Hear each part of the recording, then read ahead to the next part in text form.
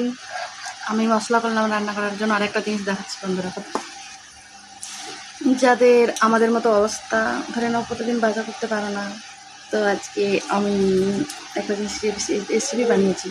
কথাটা হচ্ছে যে রেসিপিটা দেখো, কচু দিয়ে ডাল দিয়ে কচুগুলো তুলে আনলাম।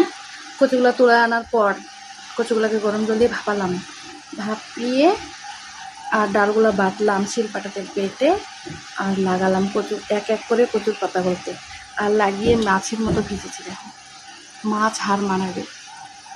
আর যে এগুলো দিয়ে রান্না করবো, গরম মশলা আর রসা করবো, রসা করবো এগুলো দিয়ে। দেখো টাপা টাপা কিরকম ভেজেছি, একদম মাছের পিসগুলোর মতো।